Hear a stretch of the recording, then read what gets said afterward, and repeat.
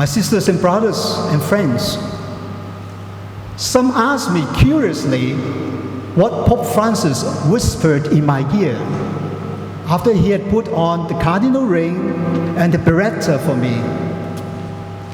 Well, it was not any juicy gossip, I'm so sorry, but the mission with China.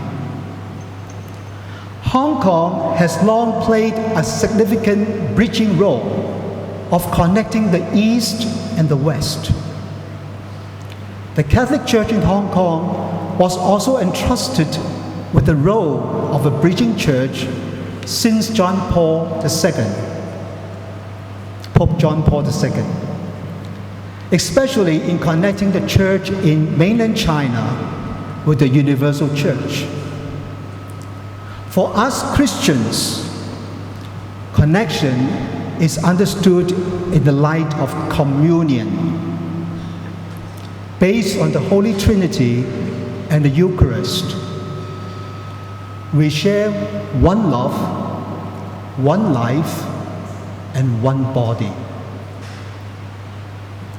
Hence, our lives and faiths are intimately connected, both spiritually and existentially, through communion as Christians.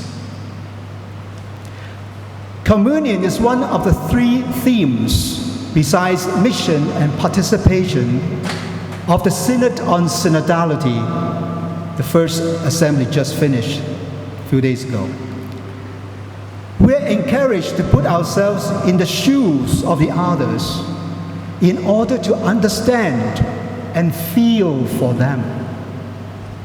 In other words, we become like the others so that we can walk with them for a life-giving and blessed future. I quote from the readings today.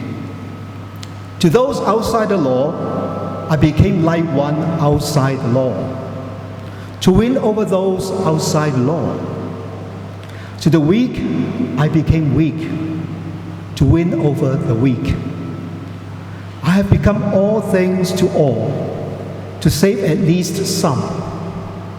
All this I do for the sake of the gospel, so that I too may have a share in it. Unquote.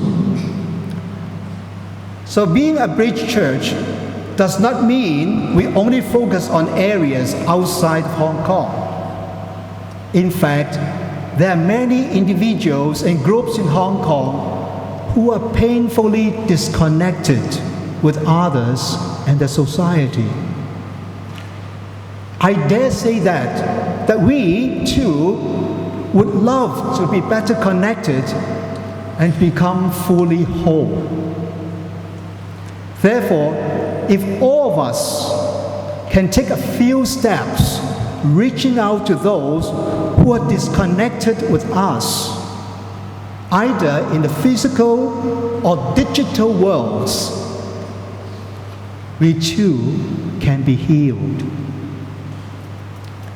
During the first session of the Synod of Bishops, which has just concluded, we learned how to connect with participants whose views on some critical matters were clearly different from those of ours.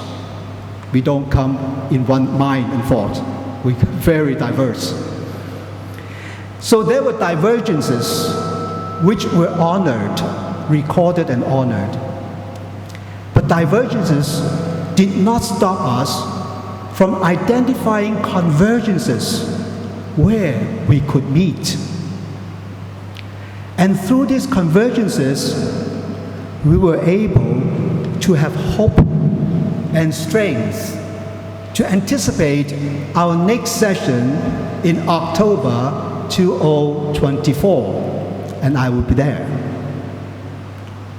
All in all, we learn to walk with one another for a better future, not just for the church, but more importantly, for our humanity and our common home.